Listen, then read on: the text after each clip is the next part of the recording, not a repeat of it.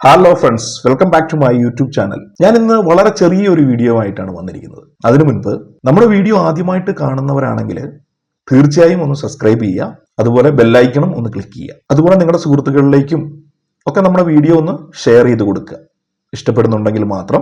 അതുപോലെ നമ്മുടെ വീഡിയോ ഇഷ്ടപ്പെടുന്നുണ്ടെങ്കിൽ തീർച്ചയായും ലൈക്കും കമൻറ്റും ചെയ്യുക കേട്ടോ. പിന്നെ തീർച്ചയായും നമ്മുടെ വാണിംഗ് എല്ലാവരും ഒന്ന് വാച്ച് ചെയ്യുക. നമ്മളിവിടെ കൊടുക്കുന്ന എല്ലാ കാര്യങ്ങളും നമ്മുടെ സെബി രജിസ്റ്റേർഡ് റിസർച്ച് അനലിസ്റ്റിന്റെ സ്റ്റഡിയുടെ ഭാഗമായിട്ട് നമുക്ക് ലഭിക്കുന്ന കാര്യങ്ങളാണ്. ഇവിടെ യാതൊരുവിധ പ്രോമിസുകളോ ഗ്യാരണ്ടികളോ നമ്മൾ കൊടുക്കാറില്ല.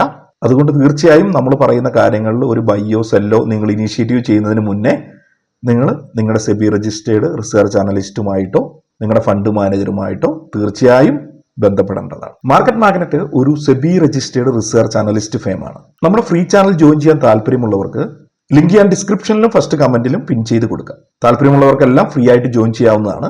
സ്റ്റോക്ക് മാർക്കറ്റ് സംബന്ധമായ അറിവുകളും ന്യൂസുകളും എല്ലാം നിങ്ങൾക്ക് അവിടെ ലഭിക്കുന്നതാണ്. നമ്മൾ പ്രീമിയം സർവീസ് എടുക്കാൻ താല്പര്യമുള്ളവർക്ക് 3 അഡ്മിൻസിന്റെ ലിങ്ക് നിങ്ങൾക്ക് ഫ്രീ ചാനലിൽ ഉണ്ടാകും. അവിടെ ക്ലിക്ക് ചെയ്ത് മാത്രം നിങ്ങൾ പ്രീമിയം ചാനലിലെ എൻക്വയറികൾ എടുക്കുക. പ്രീമിയം ചാനൽ സംബന്ധമായ എല്ലാ ഡൗട്ടുകളും നിങ്ങൾക്ക് അവിടെ ക്ലിയർ ചെയ്യാവുന്നതാണ്. നാം ഒന്ന് ചർച്ച ചെയ്യുന്നത് ഇന്ത്യയിലെ ഏറ്റവും വലിയ കമ്പനികളെ പറ്റിയാണ്. വളരെ ചെറിയൊരു വീഡിയോ ആണ്. അതായത് ഞാൻ പറഞ്ഞു വന്നത് ഇന്ത്യയിലെ ഏറ്റവും വലിയ കമ്പനി എല്ലാവരുടെയും ധാരണയിൽ അംബാനിയുടെ റിലയൻസ് ആണ്. എന്നാൽ ഈ വീഡിയോയിലൂടെ നമ്മൾ മനസ്സിലാക്കുന്നത് ഒരിക്കലും നിങ്ങളുടെ ധാരണ കറക്റ്റ് അല്ല എന്നതാണ്. എന്നാൽ ഫോർബ്സ് സാക്ഷ്യപ്പെടുത്തുന്നത് ഇന്ത്യയിലെ ഏറ്റവും വലിയ കമ്പനി എന്ന് പറയുന്നത് അംബാനിയുടെ റിലയൻസുമല്ല, അദാനിയുമല്ല. അതാണ് നമ്മൾ മനസ്സിലാക്കേണ്ടത്. ഇന്ത്യയിലെ ഏറ്റവും മൂല്യമേറിയ ബിസിനസ് ഗ്രൂപ്പ് ഏതാണ്?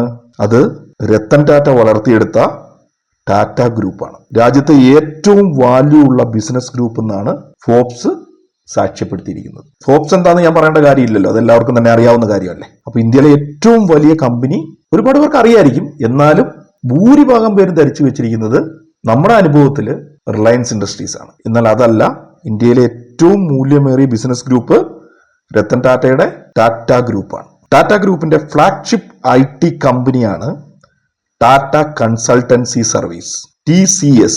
30 ലക്ഷം കോടി രൂപയാണ് കമ്പനിയുടെ മാർക്കറ്റ് ക്യാപിറ്റലൈസേഷൻ. കമ്പനിയുടെ വിദേശ രാജ്യങ്ങളിലെ വൈവിധ്യവൽക്കരണം വലിയ തോതിൽ ബ്രാൻഡ് മൂല്യം വർദ്ധിക്കാൻ കാരണമായിട്ടാണ് വിലയിരുത്തപ്പെടുന്നത്. ഇനി റാങ്കിങ്ങിൽ 2ാം സ്ഥാനത്തുള്ള കമ്പനി ഏതാണെന്ന് നമുക്ക് നോക്കാം.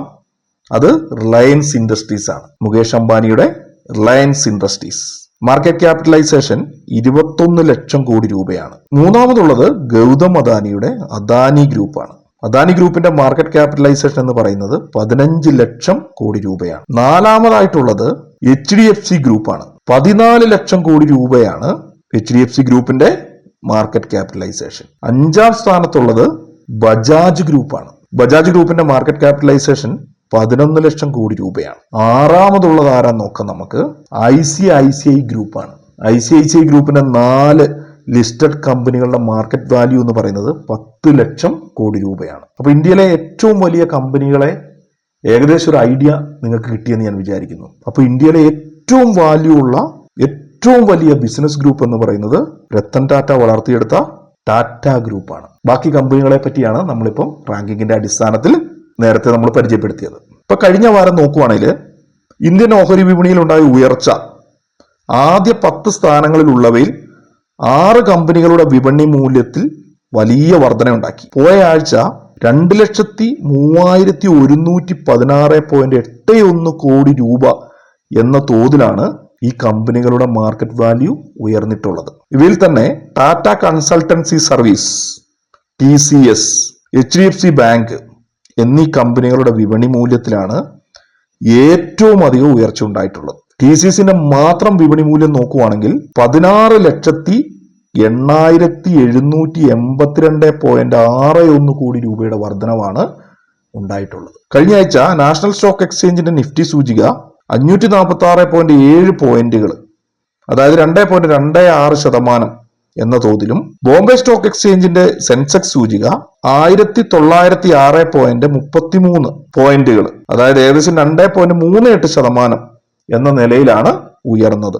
ഈ സമയത്ത് TCS, HDFC bank, ICICI bank, Infosys, SBI എന്നീ ഓഹരികൾ മികച്ച പ്രകടനം നടത്തിയിട്ടുണ്ട്. അപ്പൊ തീർച്ചയായും ഇത് ഒരുപാട് പേർക്ക് അറിയാവുന്ന ഒരു കാര്യമാണ്.